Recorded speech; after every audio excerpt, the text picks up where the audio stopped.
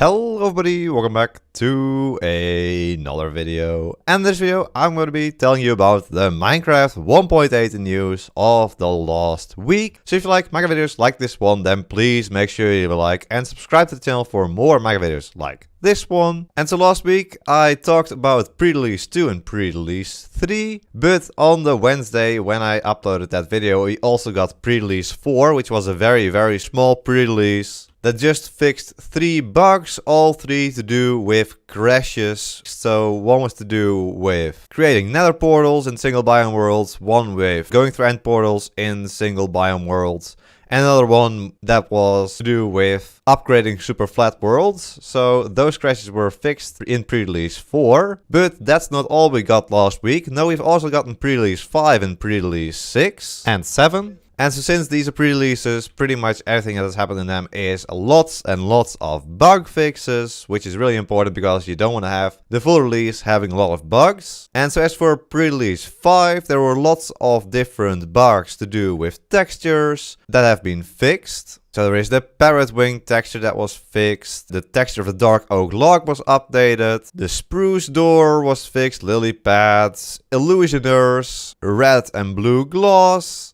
the anvil GUI using an old outdated iron, and lots of these other little texture fixes. And of course, if you want to read through all of these different bug fixes of the different pre-releases, I'll leave some links in the description down below so you can read through them yourself as well. There are also fixes to some textures not being centered. So for example, melon seeds weren't centered, they now are. Same with beetroot seeds, they are now centered in these inventory spaces. And there were also some parity fixes. For example, the warped and crimson stems were using a different top texture from Bedrock Edition. So those should now be the same texture in both versions. This one right over here. There was also a bug that caused some azalea trees to be able to generate on top of huge mushrooms, trees and bamboo. So that should no longer happen. That would be a little bit strange indeed. And apparently melons were not generating too often in any of the jungles. So that should now be a normal amount of melons again.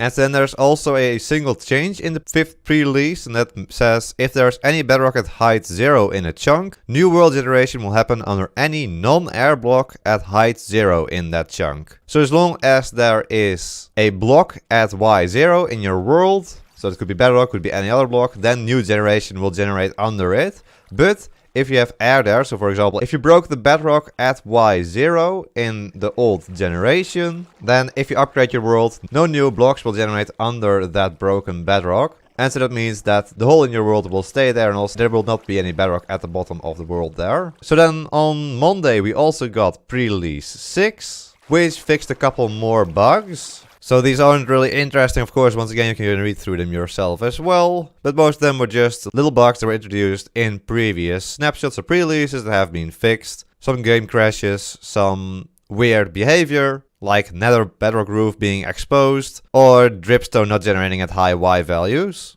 Then there was also a change in pre-release 6, and that is that there will be less features in cave biomes. So this is not a very big change, but there are a couple less features in, for example, the lush caves and in the dripstone caves. So it probably isn't really obvious, but at least these caves are now a little bit less crowded with different features like the dripstone, the pointed dripstone, or the glowberries and other features in the lush caves, for example. So here, for example, in the dripstone caves, you'll see a couple less of the stalagmites, stalactites, and the pointed dripstone. But there still is more than enough to make them look really awesome. And then also the game will save more often from this pre-release onwards. And so it says the game now saves chunks whenever there is time to spare to reduce autosave spikes. So you should get less lag spikes when the game autosaves. That's nice. Also, wow, that's a massive vein of copper right there in the dripstone caves. Wow.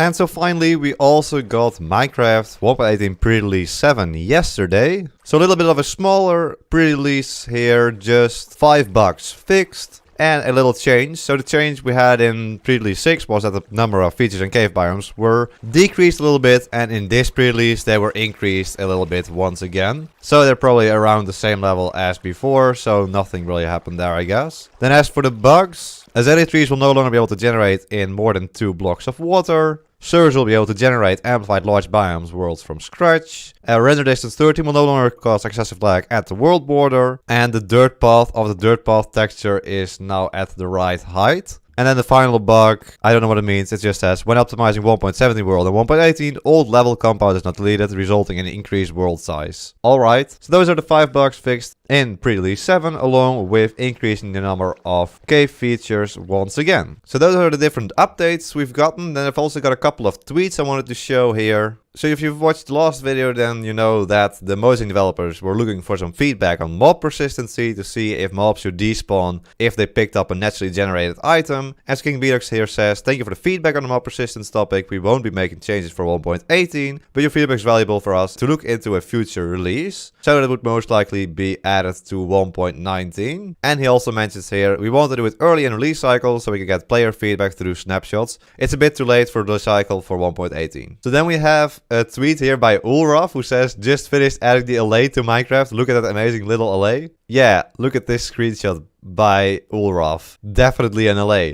I mean, I know it's a joke, but it's still pretty cool to see enchanted bees in Minecraft, or at least like a, I don't know if that's an enchanted bee, but it looks very, very odd. There's also a random villager up here, don't know what that's about. And Exumavoid says, enchanted bees, how? And then Ulraf shows this screenshot with a bee in an enchanting table. Yeah, that makes sense. Then some more information on the stripped dark oak log. So the texture for stripped dark oak log was different in Java and in Bedrock. In Java it was way lighter than in Bedrock. So Chi over here, a 3D artist working on Minecraft, has tweeted out what he's been working on for the stripped dark oak log. So here we see what he currently has. So this is what the stripped dark oak log will look like in the future. And here's also in comparison with the different stripped logs. So he also has a nice image here. So here we see that this on the left is what stripped dark oak logs look like in previous versions. Then on the right is what it looks like in Bedrock Edition. And the center is what he's currently proposing. You can see that previously in Java it was way lighter than it is in Bedrock. And this is somewhat in between. And I do like this center texture. It looks a little bit more balanced than the other two. This one's a little bit too dark, a little bit too light. And this one's definitely perfect, I think, myself. And so I'll also leave links to these tweets in the description down below so you can check them out yourself and leave your own feedback here. And so that's pretty much it. Not a lot of tweets in the last week, but we got 4 more pre-releases. So of course, Minecraft 1.18 is around the corner. We'll be releasing on November 30th. And then what I suppose, or what I think, speculate, is that we'll be getting Minecraft 1.19 snapshots probably around start of February, probably. So we know that there is not going to be any snapshots from 1.19 in 2021 anymore. And of course, since that's also the holiday season at the end of the year, I think they're going to take a little break as well. So maybe late January, early February, we'll see our first snapshots for 1.19. So make sure you're subscribed so you don't miss out on those videos once 1.19 snapshots come out. And of course, if you like this video, then please make sure you leave a like. I want to thank my tier member, the Smigelaar. Thank you so much for becoming a tier 3 member. If you also want to become a member, click the blue join on the video to check out the different tiers. But there we go. I hope you'll enjoy the upsell in the next one. So till then, bye bye.